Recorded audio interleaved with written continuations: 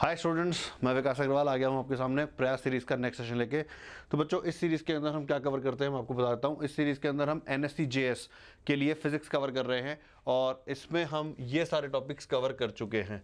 ठीक है, ये सारा हो गया है। This is the on going topic right now. और इस टॉपिक की भी 2 लेक्चर्स हो चुके हैं जिसमें मैंने मोमेंट ऑफ इनर्शिया और टॉर्क क्या होता है ये एक्सप्लेन कर दिया है। और इस चैप्टर में ओवरऑल हमें क्या क्या कवर करना है, हमें मोमेंट ऑफ इनर्शिया की कैलकुलेशन सीखनी है जो कि हम देख चुके हैं, हमें टॉर्क की कैलकुलेशन सीखनी है जो कि हम देख चुके हैं। आज हम एंगुलर इक्विलिब्रियम और कैलकुलेशन ऑफ एंगुलर एक्सेलरेशन इस पर बात करेंगे।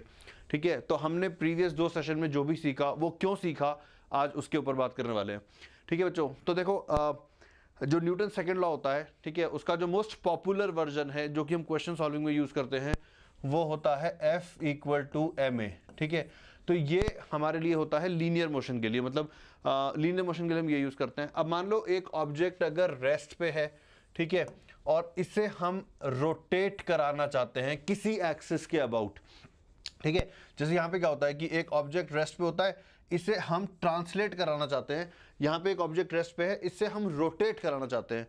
तो यहाँ पे अगर एक रेस्ट पे ऑब्जेक्ट है और उसे मूव कराना चाहते हैं और किसी सर्टेन एक्सेलरेशन के साथ मूव कराना चाहते हैं, तो ये एक्सेलरेशन जितना भी है ये लाने के लिए हमें इस पे फोर्स लगाना पड़ता है जिसकी वैल्यू इस इक्वेशन से कैलकुलेट हो जाती है। ठीक है, इन अ सिमिलर मैनर जब एक ऑब्जेक्ट को, एक रिजिड बॉडी को आप रोटेट करने की कोशिश करते हैं, ठीक है, तो आप उसमें कितना एंगुलर एक्सेलरेशन लाना चाहते हैं ये डिपेंड करेगा कि हम इसके ऊपर टॉर्क कितना लगा रहे हैं। ठीक है, तो अब हम यही सीखने वाले हैं कि एक डिजायर्ड एंगुलर एक्सेलरेशन प्रोड्यूस करने के लिए कितना टॉर्क की जरूरत है। ठीक है, क्योंकि लीनियर मोशन में जो रोल फोर्स प्ले करता है, एंगुलर मोशन में वही रोल टॉर्क प्ले करता है। ठीक है, तो यहाँ पे जो इक्वेशन है वो इक्वेशन ये है, जो हम इक्वेशन यूज करेंगे वो होगी टॉर्क = I अल्फा। ठीक है, तो it is very similar to what we use in linear motion. m mass gets replaced by something which depends on distribution of mass, जिसको कि हम मोमेंट ऑफ इनर्शिया बोलते हैं। ठीक है, a gets replaced by alpha and force gets replaced by an effect of force, जिसको कि हम टॉर्क बोलते हैं, the turning effect of force. ठीक है, तो ये तो बात हो गई सिमिलैरिटी की कि ये इक्वेशन और इसमें सिमिलैरिटी क्या है। आई एम प्रीटी श्योर कि आपको भी ये सिमिलैरिटी दिखाई दे रही है। ठीक है, लेकिन इसमें ना एक बहुत बड़ा डिफरेंस भी है जिसके ऊपर हमें ध्यान देना चाहिए, और वो डिफरेंस ये है कि यहां पर क्या हो रहा है कि तुम किसी भी इनर्शियल फ्रेम से ऑब्जर्व कर लो ऑब्जेक्ट को। ठीक है, किसी भी इनर्शियल फ्रेम से अगर ऑब्जेक्ट ऑब्जर्व करोगे तो ए सेम रहेगा, मास तो सेम रहेगा ही, फोर्स भी सेम आ जाता है। ठीक है, तो यहां पे तुम्हारे पास लिबर्टी है, मतलब कि जो फ्रेम बदलने की चॉइस है वो ये है कि भाई तुम एक इनर्शियल फ्रेम में हो और किसी और इनर्शियल फ्रेम में हो, things will not change, they will remain same. यहां पर क्या है, ये बहुत इंपॉर्टेंट बात है। हमने जब आई की कैलकुलेशन करी थी तो हमने ये बात देखी थी कि एक ही ऑब्जेक्ट का जो मोमेंट ऑफ इनर्शिया है वो अलग अलग एक्सिस के अबाउट अलग अलग हो सकता है। और हमने टॉर्क के बारे में भी यही कहा था कि टॉर्क भी एक ही फोर्स का अलग अलग एक्सिस के अबाउट अलग अलग हो सकता है। विच मीन्स कि जब ये इक्वेशन आप यूज करें तो it is very important to keep in mind कि ये आई आपने कौन सी एक्सिस के अबाउट कैलकुलेट करा है। ठीक है, ये आई जो है ये किस एक्सिस के अबाउट कैलकुलेट हुआ है, ये आपके दिमाग में होना चाहिए। ठीक है, और ये जो टॉर्क है ये भी सेम एक्सिस के अबाउट कैलकुलेटेड होना चाहिए। अगर आपने ऐसा किया कि आप मोमेंट ऑफ इनर्शिया किसी एक एक्सिस के अबाउट ले रहे हैं और टॉर्क किसी और एक्सिस के अबाउट ले रहे हैं तो इससे गलत आंसर्स आएंगे। ठीक है, तो ये एक बहुत इंपॉर्टेंट बात है ध्यान देने लायक। इसके अलावा जो ध्यान देने लायक बात है कि क्या हम कोई सी भी एक्सिस चूज कर सकते हैं? क्या मैं किसी भी एक्सिस के अबाउट मोमेंट ऑफ इनर्शिया लिख दूं और फिर किसी भी एक्सिस के अबाउट टॉर्क लिख दूं तो मेरा काम हो जाएगा? तो ऐसा भी नहीं है बच्चों, एक्सिस की भी चॉइस जो है वो लिमिटेड है। ठीक है, अलग अलग एक्सिस चूज करके हम अपनी मैथमेटिक्स, हम अपने मैथमेटिकल रिगर को कम या ज्यादा कर सकते हैं। ठीक है, बहुत इंटेलिजेंटली चूज की हुई एक्सिस हमारी मैथमेटिकल रिगर को काफी कम कर सकती है।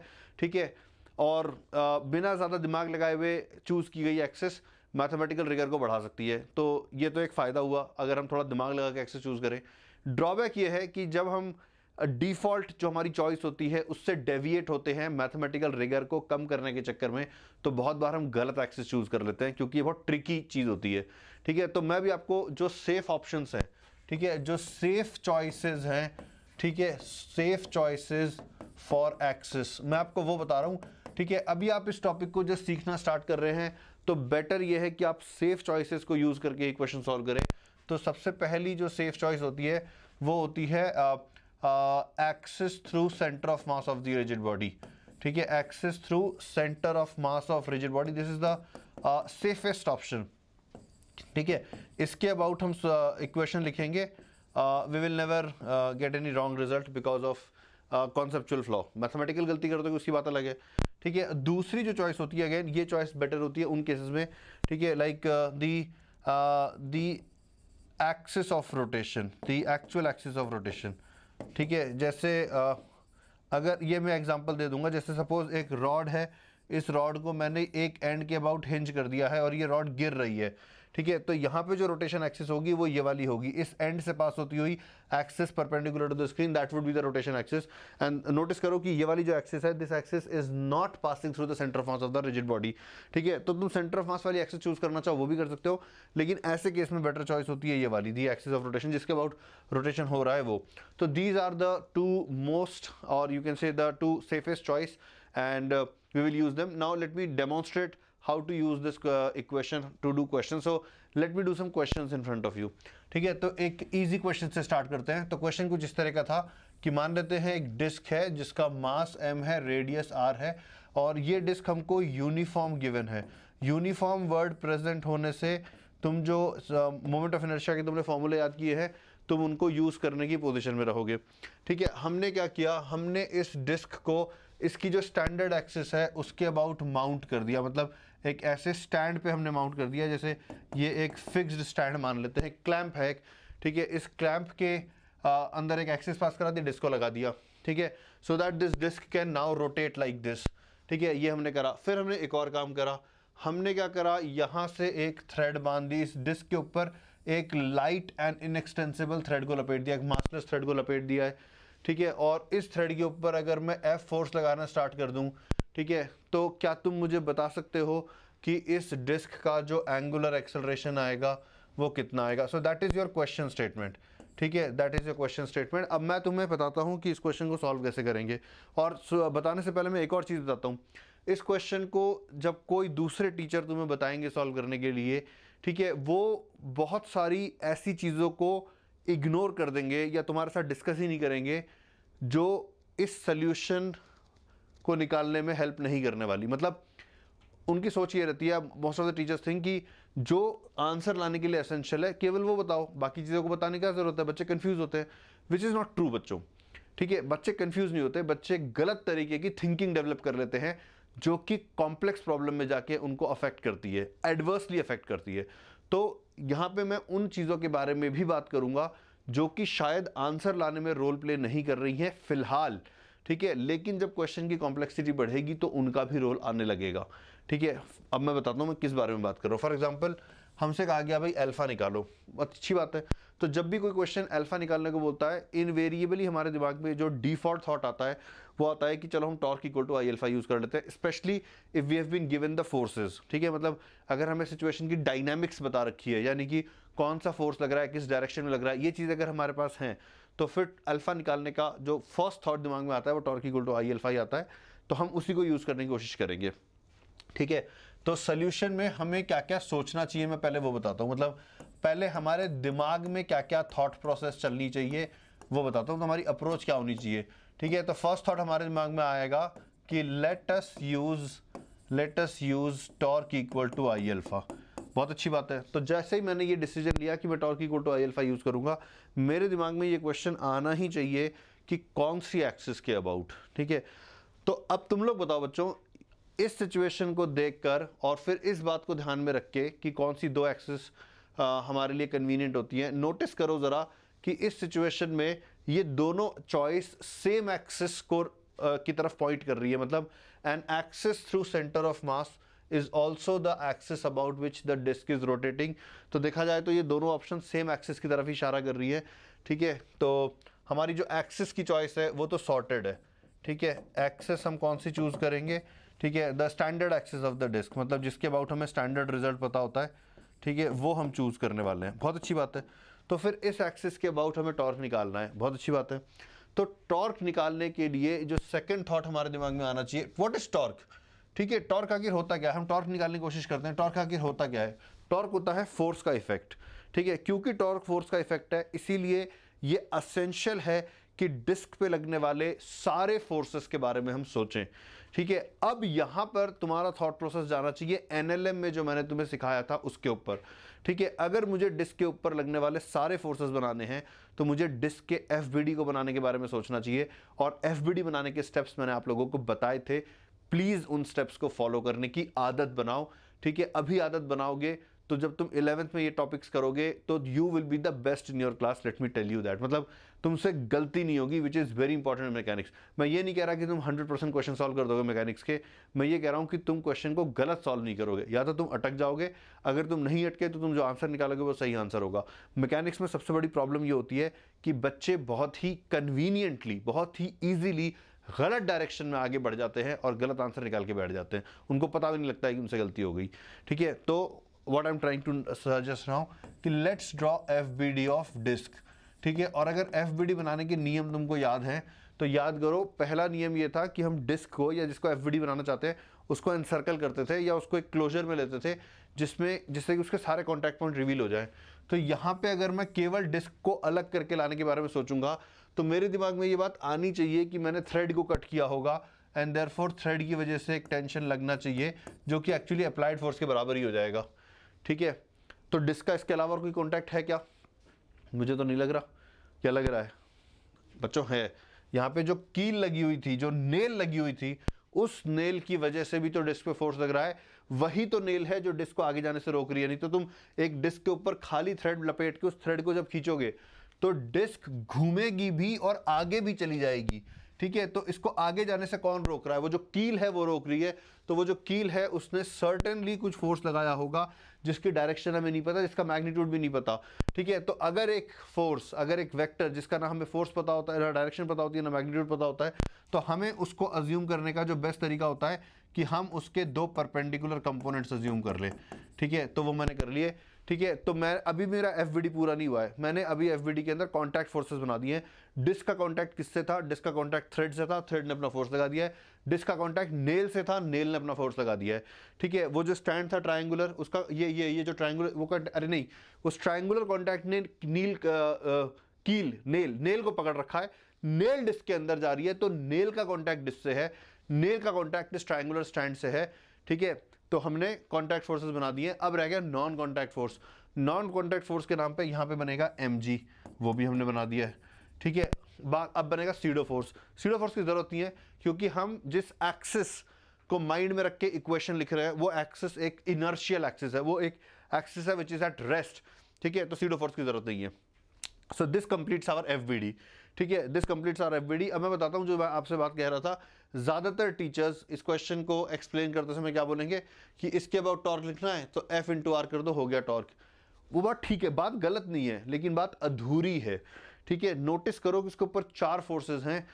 क्योंकि मैं टॉर्क लिख रहा हूं O पॉइंट के अबाउट, इस पॉइंट का नाम O रख देते हैं, तो जब मैं टॉर्क अबाउट O लिखने जाऊंगा, ठीक है, तो ये तीनों फोर्स क्योंकि O से पास हो रहे हैं इसलिए इनका टॉर्क 0 हो जाएगा।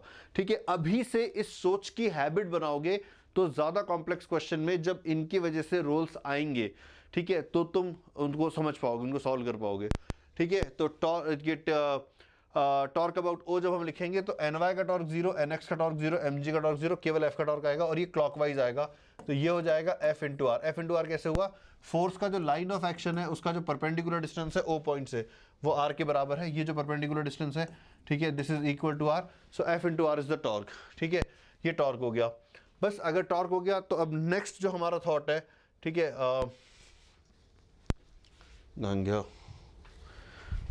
ठीक है, नेक्स्ट जो हमारा थॉट है वो ये है कि हम F equal to I alpha use कर लेते हैं। That would be, this was the second step, right, है ना। तो जो नेक्स्ट हमारा थॉट होगा, ठीक है, वो ये है कि हम torque equal to I alpha use कर लेते हैं। तो टॉर्क हमने जिस एक्सिस के अबाउट लिखा है उस सेम एक्सिस के अबाउट मोमेंट ऑफ इनर्शिया लिखेंगे। कितना है मोमेंट ऑफ इनर्शिया? डिस्क का जो स्टैंडर्ड रिजल्ट होता है वो होता है mr²/2, इसको अल्फा से मल्टीप्लाई कर दो तो अल्फा की वैल्यू आ गई, ये आ जाएगा 2f/mr। ठीक है, देख लो 2f/mr। सो इस क्वेश्चन का आंसर होगा ये, देखो आ रहा है क्या समझ में। This was the most simplest question that we could have done to see how to use torque equal to I alpha. देखो यहाँ तक क्लियर है क्या? It's a very simple question guys. ठीक है, अब हम इसी क्वेश्चन को थोड़ा सा और कॉम्प्लिकेट करते हैं। ठीक है, अगर यहाँ तक की बात क्लियर है, ठीक है, तो चलो मैं इसी क्वेश्चन को थोड़ा सा मॉडिफाई करता हूँ।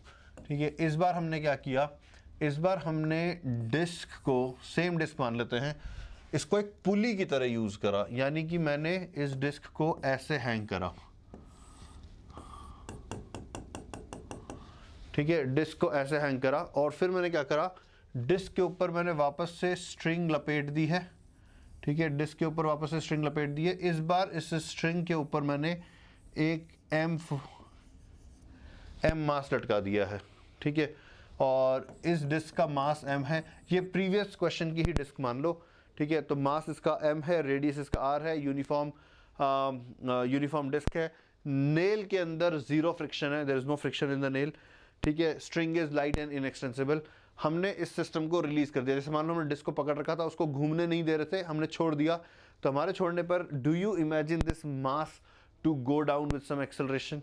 ठीक है, because if you imagine that, of course that will go down with some acceleration, this will rotate with some angular acceleration। ठीक है, तो सपोज हमसे क्वेश्चन में ये पूछ लिया गया कि अल्फा निकालो। ठीक है, ये जो अल्फा है ये निकालो। ठीक है, इसका जो लीनियर एक्सेलरेशन है ये भी पूछ सकते हैं। ठीक है, या दोनों भी पूछ सकते हैं। ठीक है, तो ए निकालो या अल्फा निकालो या दोनों निकालो, दैट इज द क्वेश्चन। ठीक है, अब बच्चों मुझे ये बताओ कि how many of you are thinking like this, अरे ये तो प्रीवियस क्वेश्चन नहीं सर, वापस क्यों दे रहे हो, सेम ही तो क्वेश्चन है, मैं क्या करना है, इस क्वेश्चन में f लग रहा था। ठीक है, f को mg से रिप्लेस कर दो, यानी कि यहाँ पे जो आंसर आया था इसमें f की जगह mg लिख दो। How many of you are thinking like that. ठीक है, कि यहाँ पे f फोर्स लगा रखा था, जैसे ये f फोर्स अगर मैं यूँ नीचे की तरफ लगा देता, ठीक है, नोटिस करो कि ये f फोर्स अगर यहाँ नहीं लग के यहाँ पे लग रहा होता, ठीक है, टॉर्क तो तब भी सेम ही आता, क्योंकि f का जो परपेंडिकुलर डिस्टेंस है इसकी लाइन ऑफ एक्शन का, तो टॉर्क तो सेम ही आ जाता। ठीक है, तो अल्फा यही आ जाता, तो सर f को mg से रिप्लेस कर दो। तो अगर तुम इस तरीके से सोच रहे हो तो तुम गलत हो। ठीक है, m मास को सस्पेंड कर देना इस स्ट्रिंग के अंदर mg टेंशन प्रोड्यूस करे, ये ज़रूरी नहीं होता है। ठीक है, और ये एक बहुत कॉमन सी गलती है जो बहुत सारे बच्चे करते हैं, वो ये मान के चलते हैं कि अगर एक स्ट्रिंग से हमने m मास को सस्पेंड किया है तो उस स्ट्रिंग के अंदर mg टेंशन क्रिएट हो जाएगी। ये बात 100% ऑफ द टाइम्स सही नहीं होती है। टेंशन mg के बराबर हो सकती है अगर ये मास ऊपर या नीचे एक्सेलरेट नहीं कर रहा है तो। ठीक है, लेकिन अगर ये ऊपर या नीचे एक्सेलरेट कर रहा है तो श्योरली टेंशन mg के बराबर नहीं होगी, क्योंकि अगर टेंशन mg के बराबर हो गई तो ये एक्सेलरेट कैसे करेगा, इस पे नेट फोर्स जीरो हो जाएगा। समझ में आ रहा है बच्चों। ठीक है, तो जब भी कोई मास अगर वर्टिकली एक्सेलरेट कर रहा है और वो किसी स्ट्रिंग से सस्पेंडेड है तो उस स्ट्रिंग की टेंशन को mg मान लेना is wrong. You should not do that, keep that in mind. ठीक है, तो इसमें जो टेंशन होगी वो mg से डिफरेंट होगी। ठीक है, so let's solve this question now. ठीक है, तो कैसे सॉल्व करेंगे, तो भाई ये अगर नीचे जा रहा है तो ये डिस्क घूमेगी, है ना, अगर ये रुक जाएगा तो ये डिस्क भी रुक जाएगी, अगर इस डिस्क को उल्टा घुमाएंगे तो ये ऊपर जाएगा। तो इसका मतलब ए और अल्फा में कुछ तो रिलेशन है, ए और अल्फा में कुछ तो रिलेशन। अब वो रिलेशन क्या है, तो बच्चों वो रिलेशन वही है जो हम v और ओमेगा, जैसे v equal to omega r लिखते हैं। जैसे सपोज ये अगर v से नीचे जा रहा होता तो ये डिस्क मान लो ओमेगा से घूम रही होती, इस पॉइंट की वेलोसिटी भी v होती, तो हम क्या लिखते हैं, हम v इक्वल टू ओमेगा लिख देते। अभी इसी का डेरिवेटिव जैसे अगर मैं इस पूरी इक्वेशन को टाइम के रेस्पेक्ट में डिफरेंशिएट कर दूं तो v का डेरिवेटिव हो जाएगा a, ओमेगा का डेरिवेटिव हो जाएगा अल्फा, तो ये इक्वेशन आ जाएगी। So this is one of the equations, मतलब this is how a and alpha are related, and therefore question हमको या तो a निकालने को बोलेगा या अल्फा निकालने को बोलेगा, क्योंकि अगर एक आ गया तो दूसरा निकालना कोई बड़ी बात नहीं है। ठीक है, एक आ गया तो दूसरा तो आ ही जाएगा। ठीक है, तो हम करेंगे कैसे। ठीक है, तो अगेन मुझे अगर a निकालना है तो a निकालना हमने NLM में सीखा था, एक्सेलरेशंस निकालने के लिए F equal to ma use करना चाहिए। तो मेरे दिमाग में आ रहा है कि चलो मैं FBD बना लेता हूँ, FBD ऑफ m बना लेता हूँ। ठीक है, तो इसके FBD के रूल्स याद करो। इसको जब मैं एनसर्कल करूँगा तो मुझे थ्रेड को कट करना पड़ेगा, थ्रेड की वजह से टेंशन आ जाएगा, that would be the only contact force. Non contact force के नाम पे mg आ जाएगा, क्योंकि एक्सेलरेशन हम डाउनवर्ड मान रहे हैं तो mg को बड़ा मानना चाहिए t से, तो mg माइनस t जो है वो ma के बराबर आ जाएगा। This would be my second equation. ठीक है। इस डिस्क का हम एफवीडी बनाएंगे, ठीक है, क्योंकि हम डिस्क के ऊपर टॉर्क इक्वेशन लिखना चाहते हैं, ठीक है, डिस्क के ऊपर। तो अगेन एफवीडी बनाने के लिए एग्जैक्टली वो सारे रूल्स फॉलो करना जो मैंने प्रीवियस एग्जांपल में बताए थे। कौन कौन से रूल्स? कॉन्टैक्ट फोर्स के नाम पे you must draw the tension, then nail यहाँ पे कनेक्टेड है तो नेल की वजह से इधर की तरफ एक फोर्स आ सकता है, ऊपर की तरफ एक फोर्स आ सकता है, इसका खुद का mg, so that finishes the FBD. Now you will write torque about O, ठीक है। सर इस पर आप एफ इक्वल टू एम क्यों नहीं यूज़ कर रहे? इस पर टॉर्क इक्वल टू बताता हूँ। देखो टॉर्क इक्वेशन लिखेंगे तो टॉर्क आएगा केवल टी का, ठीक है, तो हम लिखेंगे T r is equals to m r square by 2 into alpha. Suppose अगर मैं वर्टिकल डायरेक्शन में फोर्स बैलेंस करता, मैं कहता कि इस डिस्क का सेंटर ऑफ मास तो एक्सेलरेट ही नहीं कर रहा, तो इस पर नेट फोर्स 0 होना चाहिए, तो मैं इक्वेशन लिखता कि T is equals to T plus m g is equals to n y, ठीक है। मैं ये इक्वेशन लिखता तो क्या ये इक्वेशन गलत नहीं है, एवरीथिंग इज फाइन, पर ये मुझे एन वाई की वैल्यू दे रही है जो कोई पूछ ही नहीं रहा है, ठीक है। अगर एन वाई की वैल्यू पूछ लेते तो हम ये यूज़ करते। क्वेश्चन अगर एन एक्स की वैल्यू पूछता तो सेंटर ऑफ मास रेस्ट पे है, सेंटर ऑफ मास जिसका तो कहीं इधर उधर जा नहीं रहा, तो नेट फोर्स 0 होना चाहिए। हॉरिजॉन्टल डायरेक्शन में एक भी फोर्स नहीं है एन एक्स के अलावा, तो एन एक्स को 0 होना चाहिए, ठीक है। तो अगर मैं F equal to m a, ठीक है, use of F equal to m a on disc, ठीक है, गिव्स दीज टू इक्वेशंस, ठीक है। अब इन दो इक्वेशंस में nx और ny दो नए वेरिएबल आ गए जो कि पहले वाली इक्वेशंस में नहीं थे, तो इन इक्वेशन का यूज तभी है जब nx और ny पूछा जाए, कई बार पूछ लिया जाता है, ठीक है। तो अब ये 3 इक्वेशन आ गई, इनको सॉल्व करेंगे तो आंसर आ जाएगा, ठीक है। जैसे 3 इक्वेशन में अननोन्स क्या क्या है, इसमें a अननोन है, अल्फा अननोन है, t अननोन है, इन 3 इक्वेशंस को हम सॉल्व करेंगे तो हमको आंसर मिल जाएगा। देखो बच्चों समझ में आया किस तरीके से सॉल्व करना है, ठीक है। तो ये हमने एक क्वेश्चन कर लिया, ठीक है, और एग्जाम्पल ट्राई करते हैं, ठीक है। तो अब सिचुएशन को थोड़ा मॉडिफाई करते हैं। सपोज ये एक रॉड है, ठीक है, ये एक रॉड है जो कि एक एंड पे हमने इस तरह से पिन जॉइंट से हिंज कर दी है, ठीक है। दूसरा एंड मान लेते हैं थ्रेड से यू बांध दिया है, दिस इज द थ्रेड, ठीक है। Rod is horizontal right now, इस एंड को A मान लेते हैं, इस एंड को B मान लेते हैं, so rod is horizontal right now, ठीक है। रॉड का मास m ले लेते हैं, लेंथ l ले लेते हैं, क्लियर है यहाँ तक, ठीक है। Now what we are doing और what we are planning to do, हम इस थ्रेड को कट कर देंगे, ठीक है।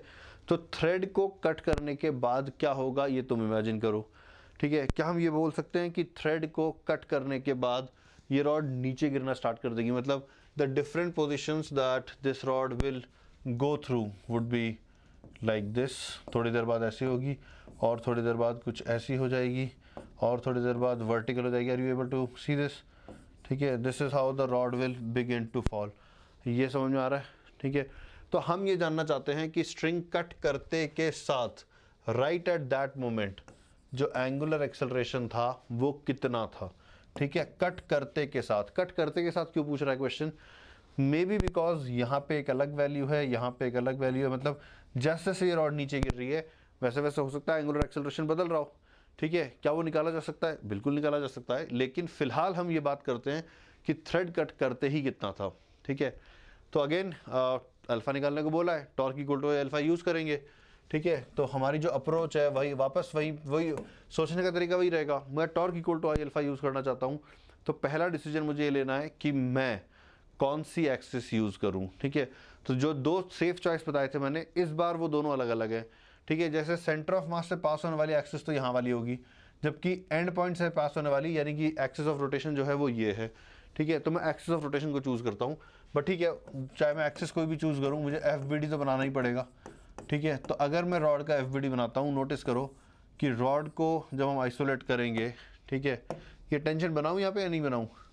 नहीं बनाएंगे, क्योंकि हम FBD बना रहे हैं स्ट्रिंग को कट करने के बाद, जस्ट बाद जो इंस्टेंट है उस पर FBD बना रहे हैं, तो टेंशन 0 हो चुकी है, ठीक है। तो कॉन्टैक्ट फोर्स के नाम पे केवल यहाँ पर जो नेल से जो कॉन्टैक्ट है, कील से, ठीक है, उसकी वजह से फोर्सेस होंगे, तो उसको हम NX NY मान लेते हैं, क्योंकि हमें तो पता नहीं है वो फोर्स कितने होते हैं, ठीक है। तो ये कॉन्टैक्ट फोर्स होगा। नॉन कॉन्टैक्ट फोर्स के नाम पे आएगा mg, ठीक है। So this is the FBD.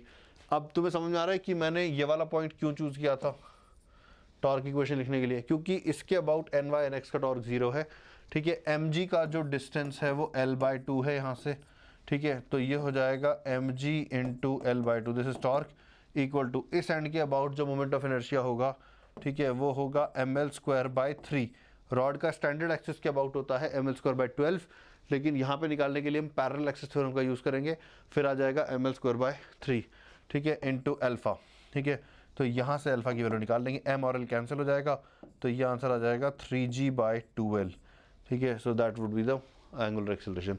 अब मैं ये भी बताता हूँ कि मैंने इस यहाँ वाली ICM क्यों नहीं यूज़ करा, क्योंकि ICM यूज़ करने के लिए फिर मुझे देखो NX का टॉर्क तो अभी भी 0 हो जाता, क्योंकि NX का लाइन ऑफ एक्शन इससे इंटरसेक्ट कर रहा है, लेकिन NY का टॉर्क नॉन ज़ीरो आता, और मुझे NY फिलहाल तो नहीं पता है, तो मैं टॉर्क लिख ही नहीं पाता। ठीक है, मतलब मैं टॉर्क को लिखता NY इंटू L/2, तो मेरे को एक और नया नोन बढ़ जाता ना, मेरा NY तो मुझे पता ही नहीं है। ठीक है, तो क्या NY को निकाला जा सकता है? भाई निकाल तो सकते ही हैं, कैसे निकालोगे? अभी इक्वेशन लिख लो। ठीक है, तुम लिख लो NY इंटू L/2, मतलब NY निकालना ही है अगर, तो तुम इसके अबाउट टॉर्क इक्वेशन लिखोगे, NY का टॉर्क क्लॉकवाइज आएगा, you will write NY into L/2 that is torque equal to इसके about moment of inertia that would be ml²/12 into alpha. तो तुम अल्फा को यहाँ से यहाँ डाल दो, NY निकल के आ जाएगा। ठीक है, समझ में आ रही बात? तो ये हम NY निकालने के लिए यूज़ कर सकते हैं, क्योंकि अब हमें अल्फा पता चल चुका है। ठीक है, तो दिस इज़ अनदर एग्जांपल। ठीक है, और एग्जांपल करते हैं। सपोज हमने क्या किया,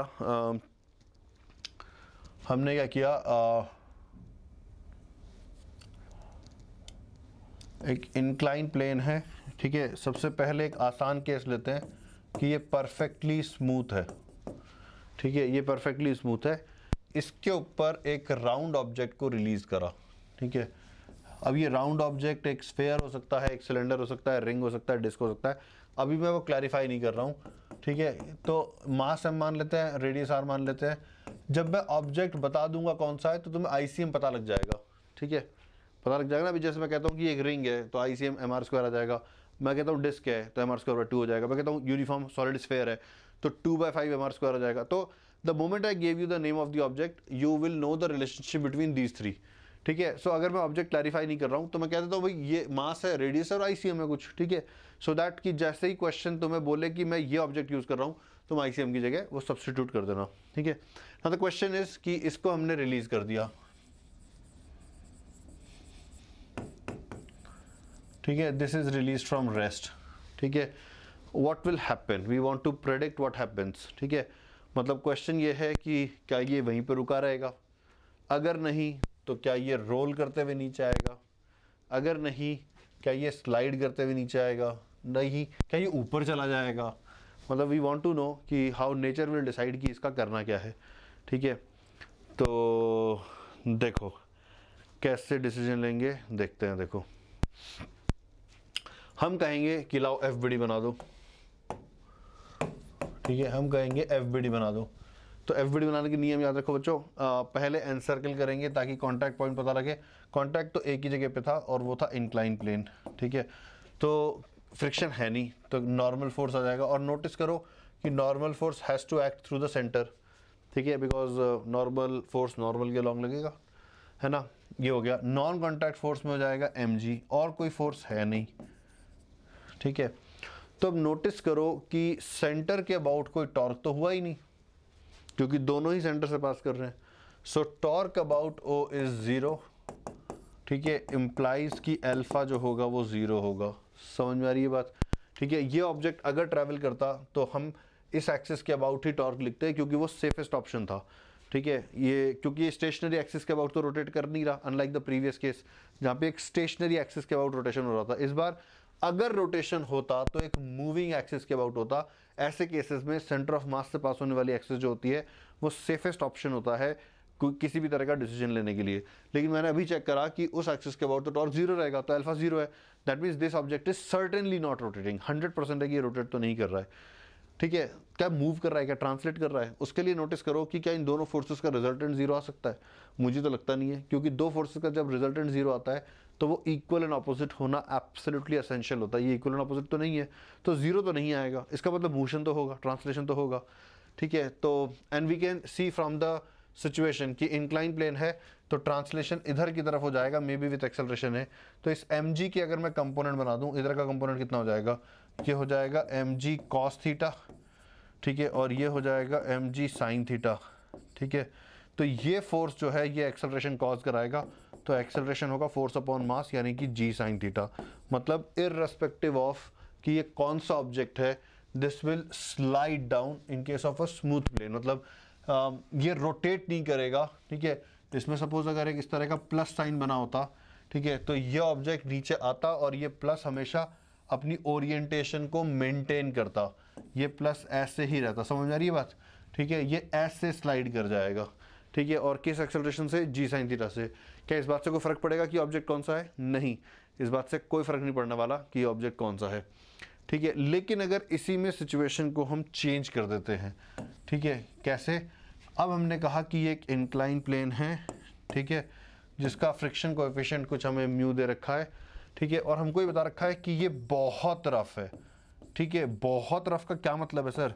बहुत रफ का मतलब है कि स्लिपिंग नहीं होगी, बहुत रफ सरफेस है, ठीक है, तो वो स्लिप तो नहीं होने देगा, so certainly slipping is not taking place, ठीक है। ऐसे केस में अगर हमने एक ऑब्जेक्ट को यहाँ पे रखा और फिर इसे रिलीज करा, ठीक है, जिसका मास m मान लो, रेडियस r मान लो, ये ICM मान लेते हैं, इसको रिलीज करा, ठीक है, तो देखो स्लिप तो ये कर नहीं रहा, ठीक है। तो ऐसे केस में ये किसी एक्सेलरेशन से नीचे आ सकता है, और क्योंकि स्लिप नहीं कर रहा इसलिए इसको रोटेट करना ही पड़ेगा, ठीक है। तो ये जो सिचुएशन होती है जिसमें प्योर रोलिंग होती है, मतलब कंडीशंस क्या क्या है, इसको कहते हैं प्योर रोलिंग, ठीक है। स्लिप कर जाता तो उसको प्योर रोलिंग नहीं बोलते, तो pure rolling on a stationary surface, ठीक है। ऐसा केस होने पर, ठीक है, तुम ये इक्वेशन लिख सकते हो that A is equals to alpha r, ठीक है। In fact and V equal to omega r भी एप्लीकेबल होती है, ठीक है। तो A क्या है? A है इस सरफेस के रेस्पेक्ट में एक्सेलरेशन, इस सरफेस के पैरेलल जो होता है, ठीक है। तो अब हमसे कहा गया कि भाई A और अल्फा निकालो, तो we'll start by same logic, हम कहेंगे कि चलो पहले हम FBD बनाएंगे, ठीक है, FBD बनाएंगे। तो ये ऑब्जेक्ट था, अब कांटेक्ट फोर्स बनाना है, the first step is to draw the contact force, ठीक है। तो कांटेक्ट फोर्स में एक आ जाएगा N, ठीक है, एक आ जाएगा F, ठीक है, ये दोनों कांटेक्ट फोर्स हो गए। नॉन कांटेक्ट फोर्स में आ जाएगा mg, ठीक है, दैट्स इट, और कोई फोर्स होगा नहीं। अब नोटिस करो बच्चों, देखो ये सरफेस के पैरेलल लगता है, so this will be at an angle theta, ठीक है। अब नोटिस करो कि सेंटर के अबाउट n का टॉर्क 0 है, mg का 0 है, लेकिन f का टॉर्क आएगा, और वो कितना आएगा? वो आएगा fr, ठीक है, ये टॉर्क आएगा equal to ICM into alpha. तो ये एक इक्वेशन बन जाएगी, ठीक है। इसको सेकंड इक्वेशन कह देते हैं because this was our first equation, ठीक है, this was our first equation, तो इसको सेकंड इक्वेशन कह देते हैं, ठीक है। और वापस मैं mg के कंपोनेंट्स ले लेता हूँ, ठीक है। तो mg का एक कंपोनेंट इधर आ जाएगा, ये हो जाएगा mg sin थीटा, ठीक है। एक कंपोनेंट इधर आ जाएगा, ये हो जाएगा mg cos थीटा, इसको हटा देते हैं। तो डाउन द इंक्लाइन जो नेट फोर्स है वो है mg sin theta minus f, इसको ma के बराबर लिख देंगे। तो इन तीन इक्वेशंस को सॉल्व करेंगे, ये मैं करता भी हूँ। तो ये हो जाएगा mg sin theta minus f की जगह पे आ जाएगा ICM by r into alpha is equals to ma, ठीक है। तो यहाँ से देखो, अब इस अल्फ़ा को भी हम क्या लिख सकते हैं, देखो अल्फ़ा को लिख सकते हैं a बाय r, ठीक है। तो ये बन जाएगा mg sin theta is equals to ma plus ICM a by r, तो यहाँ पे r स्क्वायर आ जाएगा, तो यहाँ से a को कॉमन निकाल लो and then we will get mg sin theta divided by m plus ICM by r square. और इसको एक और तरीके से न्यूमरेटर डिनोमिनेटर दोनों को m से डिवाइड कर दो, तो इस एक्सेलरेशन को लिख सकते हैं g sin theta upon 1 plus ICM by mr square. Notice करो कि ICM बाय mr स्क्वायर एक डायमेंशन लेस क्वांटिटी होगी, ठीक है। तो यहाँ से क्लियर है एक तो कि एक्सेलरेशन g sin थीटा से कम ही होगा because denominator is 1 plus something and this something can not be negative. तो एक्सेलरेशन जी साइन थीटा से कम हो जाएगा, यानी कि इस वाले केस में it slides down with a lesser acceleration as compare to this case जो स्मूथ वाला केस था, ठीक है। और एक्सेलरेशन इस बात पे डिपेंड करेगा कि हमने ऑब्जेक्ट कौन सा यूज़ किया है, क्योंकि ICM अलग अलग ऑब्जेक्ट्स के लिए अलग अलग है, समझ आ रहा है। जबकि एक स्मूथ सरफेस पे सारे के सारे सेम एक्सेलरेशन से नीचे आ रहे थे और वो एक्सेलरेशन जी साइन थीटा था, ठीक है। अच्छा, इसमें भी सपोज अगर मैं तुमसे कहता हूँ कि हमने आइडेंटिकल इंक्लाइन प्लेन्स जैसे ये सारे थीटा हैं, सारे एक्सट्रीमली रफ हैं, ठीक है। इन पे से हमने अलग अलग ऑब्जेक्ट को रिलीज़ करा। एक पे हमने रिंग को छोड़ा, इसको R कह देता हूँ। एक पे हमने डिस्क को छोड़ा, इसको D कह देता हूँ। एक पे हमने हॉलो स्फेयर को छोड़ा, एक पे हमने सॉलिड स्फेयर को छोड़ा, ठीक है। इन चारों को छोड़ा हमने, ठीक है। तो इनमें से लार्जेस्ट एक्सेलरेशन किसका होगा, ज़रा सोच के बताओ, ठीक है। लार्जेस्ट एक्सेलरेशन, तो क्या मैं ये कह सकता हूँ कि लार्जेस्ट एक्सेलरेशन उसका होगा जिसके लिए I मिनिमम है, ठीक है। और अब नोटिस करो, अच्छा सबके मास या I/mr² रेशियो मिनिमम होना चाहिए। तो रिंग के लिए I कितना होता है, ये होता है mr², डिस्क के लिए होता है mr²/2, हॉलो स्फेयर के लिए होता है 2/3 mr², ठीक है। और सॉलिड स्फेयर के लिए होता है 2/5 mr²। तो ये जो रेशियो है I/mr², ये लीस्ट किसके लिए हुआ, नोटिस करो, जिसके लिए लीस्ट होगा उसका एक्सेलरेशन सबसे ज़्यादा हो जाएगा, ठीक है। तो जैसे इसके लिए रेशियो 1 है, इसके लिए रेशियो हाफ है, ठीक है। तो मैं लिखता हूँ, ठीक है, ताकि, तो इसके लिए रेशियो 1 है, इसके लिए रेशियो 0.5 है, इसके लिए रेशियो 0.67 है और इसके लिए रेशियो 0.4 है। तो लीस्ट वैल्यू जो है वो तो सॉलिड स्फेयर के लिए है, ठीक है। तो acceleration of solid sphere will be more than acceleration of मतलब इसके बाद नेक्स्ट होगा डिस्क का, acceleration of disc which will be more than acceleration of hollow sphere which will be more than acceleration of ring, ठीक है। देखो आ रहा है क्या समझ में, क्लियर है बच्चों। तो इस तरीके से हम ये torque equal to I alpha जो इक्वेशन है उसको यूज़ करते हैं, ठीक है। तो आई होप आपको इसका यूज़ समझ में आया, किस तरीके से यूज़ करते हैं। आई होप आपको एक्सेस कौन सी रखनी है वो समझ में आई। तो मैं आप लोगों के साथ एक असाइनमेंट शेयर करूंगा जो इसी सेशन के डिस्क्रिप्शन में मिल जाएगा, ठीक है। आप लोगों से रिक्वेस्ट है कि आप उस असाइनमेंट के क्वेश्चंस को अटेम्प्ट करिए, that will help you. Alright students, आज के लिए इतना ही। We will continue in the next session. I hope you are enjoying this sessions and you are getting benefited by it. Take care everyone, bye bye.